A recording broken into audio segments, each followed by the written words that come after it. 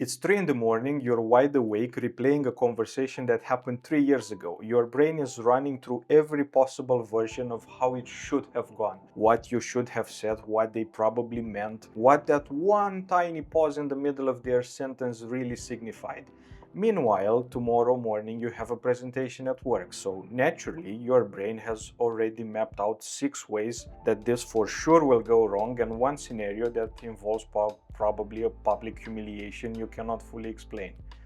You're not broken, relax. You're just running a software that never learned how to clock out. And here's the part that nobody really explains. Your brain is actually rewarding you for this. By the end of this video, if you give me a chance, I promise you'll understand the neuroscience behind why your brain just won't shut up. You will meet 3 types of overthinkers and recognize exactly which one you are. You'll see the hidden chemical loop that makes overthinking feel productive while it's actually destroying your sleep. And I'll give you 4 techniques that actually work, including one that finally shift this broken loop for me. Let's start with what's actually happening inside your skull when this loop won't stop. Most people think overthinking is some sort of personality trait, like you're just someone who thinks too much. That's not what's happening. Overthinking, it's a cognitive loop. It's a very specific, repeatable pattern that our brain runs usually without even asking our permission. And the reason it's so hard to stop is not because we're weak or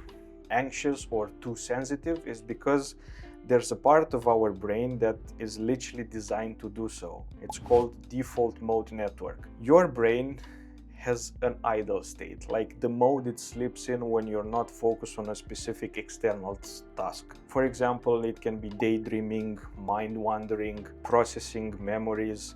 In a healthy brain, this default mode network activates when you're resting and deactivates when you focus on this external task. For us, overthinkers, this is hyperactive. It's going full throttle 24/7 and there's no break in it. It doesn't wait for downtime and it fires, for example, in meetings, during conversation, in the shower, at 2 a.m. when you absolutely don't need it. I can guarantee you that. And here's the thing that changed how I understand my own brain. Basically, it's a survival program. Your brain learned at some point that thinking ahead protects you, anticipating danger keeps you safe, and it got so good at this job that it has no idea how to clock out anymore, like in corporate jobs when you clock out with your badge. This default mode network isn't a flaw in our wiring. It's basically a protection system that doesn't know that the war is over or that we don't have lions running around us on a daily basis. But here's where this thing gets really unfair. The more cognitive ability you have, the worse this tends to get. Smarter brains generate more what-if scenarios per second, more variables, more simulations, more ways to say how this could go wrong before it even started. And there's also an empathy layer on top of all of this. You're not just running your own worst-case scenarios. Basically what you're doing, you're also simulating the scenarios of everyone around you as well, their reactions. What will my colleagues think? What will my partner think? What does this say about me? What if they already figured this out and I'm the last one to do so? What if it turns out worse than I expected? What if? The foresight that makes you good at your job, the thing that lets you anticipate problems before they even happen, the same mechanism is what replays a 2-minute conversation for roughly 3 hours before you try to go to bed. Let's call this the curse of foresight. Your brain cannot distinguish between useful simulation and completely unnecessary spiral. It just runs the program. And the smarter you are, the faster and more elaborate the program gets, which would be great and amazing if it will let you sleep. By the way, my name is Mihna. I'm an engineer with a passion to figure out how we actually work.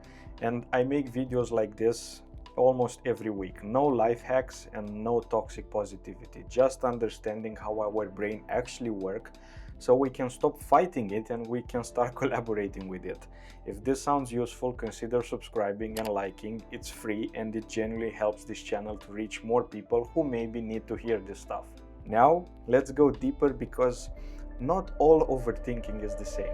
There are 3 distinct patterns and knowing which one you run changes everything about how you deal with it. The first one is the ruminator, the one that lives in the past, is the one that is replaying every conversation, picking up apart what you said, what they say, rewriting how it should have gone and what you could have said instead. You know you're a ruminator if you wake up randomly at 3 a.m. and suddenly remembering something that you said maybe in 2021 and you physically cringe.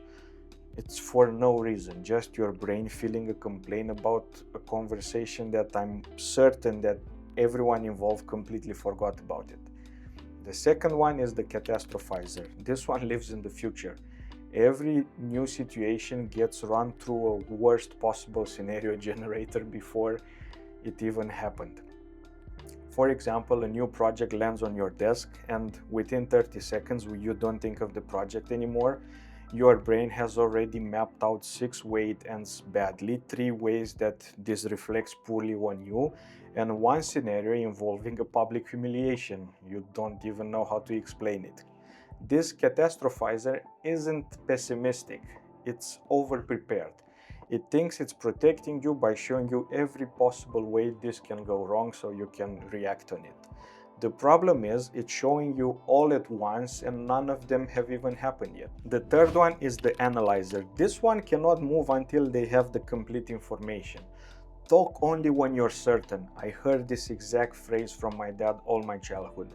If you think about it, it's a paradox of its own. It's silently teaching you that preparation is better than action. Every decision needs more data, more research, more time to think it through properly, which sounds responsible and right up until you realize that you spent almost ready state for the last 6 months or maybe 4 years in some cases. The analyzer trap is that it feels productive. You're gathering information, you're being thorough, but at some point, research becomes your hiding place, a way to avoid the discomfort of actually deciding. Most people are a combination. If you gather all 3 of them, you get your own car. Catastrophizer, analyzer, ruminator. Yeah, sorry, that's my level of humor. I'm a catastrophizer with the heavy side of analyzer, which means I simulate the disaster and then I research it extensively. It's a very efficient use of my time, I know. I want you to pause here. Which one are you? A ruminator, you're living in the past. Catastrophizer, are you living in the worst possible future that your brain randomly decided to create? Analyzer, are you paralyzed until you have every piece of information? Actually, don't answer yet, because before you break this loop, you need to understand what's keeping it running. And this is the part that nobody talks about. And here's where this whole thing gets really weird. Overthinking feels productive for whatever reason. I know you know this, and for sure I know this. When you're in this spiral, replaying conversations, running those scenarios, researching those decisions, it doesn't feel like you're wasting time. It feels like you're working on something, like you're getting closer and closer to the answer. And there's a chemical reason for that. Your brain releases small amounts of dopamine during problem solving, which is amazing. But it even produces dopamine during imagined problem solving. Every time you run a scenario in your head, when you analyze every angle, made up arguments that come and go, you imagine what you should have responded. Your brain gives you a tiny reward for it, just for the activity itself. It's pretty cool, right? It's basically free dopamine. This is why telling someone, hey, just stop thinking about it, it's neurologically useless. The brain has a chemical incentive to keep going. Think about it. When you're laying in your bed at 2 a.m., running through that conversation from 3 years ago, and you imagine saying the perfect comeback, be honest, you feel a small flash of satisfaction, right? That's basically dopamine. Your brain just got paid. And what does your brain do when it knows it just got paid? It runs the same program again tomorrow. And it basically becomes an addiction loop. It's a completely legal, completely internal, completely invisible addiction loop powered by the same chemical that drives gambling, social media doom scrolling, and every other compulsive behavior. The loop looks like this. Uncertainty triggers anxiety, anxiety triggers simulation, simulation produces temporary relief, relief produces dopamine, and dopamine reinforces this whole loop over and over again. And you want to know what's the cruelest part? you never actually solve the problem, because the reward comes from the process and not from the solution that you found to this problem. Your brain has no incentive to finish, so why would it bother finishing? So if the loop is chemical and just stop thinking doesn't work, what actually does? I'm going to give you 4 techniques. Those are drawn from cognitive behavior therapy, acceptance and commitment therapy, neuroscience, and from my personal experience. Technique number 1 is pattern labeling. When you're in a thoughtful spiral and you simply name what's happening, I'm catastrophizing right now, or I'm in a ruminating loop, something shifts in your brain. Labeling activates your prefrontal cortex and it dampens the activity in your amygdala, the fear central that is driving the spiral. Be specific. Don't say, oh, I'm overthinking. Say, I'm running the ruminator pattern. This distance that you create between you and your thought is everything. Technique number 2, scheduled worry. Set a timer for 15 minutes and sit down with a notebook and deliberately worry. Write down every single thing that your brain's been spinning on, every scenario, every fear, every what-if scenario. Give it everything you have for those 15 minutes, so basically let your brain go crazy. And when this timer goes off, close the notebook and you're done. Easy, right? Technique number 3, the action threshold. Set a hard rule. If I research for 20 minutes, I need to make a decision with whatever I have right now. Your analyzer brain will never feel ready because complete information, to be honest, it's a fantasy. This threshold breaks this illusion that more thinking equals a better decision. Being wrong with a decision is better than being stuck without one. And my favorite one, technique number 4, this one is the one that did the most for me. I was reading Mo Gaudz's book, Solve for Happy, and he made a point that basically stopped me when I was reading it. I can even tell you the exact chapter, which is chapter 3, by the way. And here Mo discusses the phrase, I think, therefore I am. And he explicitly flips it on its head, arguing that I am, therefore I think. It's quite easy, but it's mind-blowing. He writes that our brain is simply a biological organ designed to generate thoughts to keep us safe. Just like our stomach, it generates gastric juices. Because you have the ability to observe what our brain is saying, we cannot be the thoughts themselves. You are the observer, but not the voice.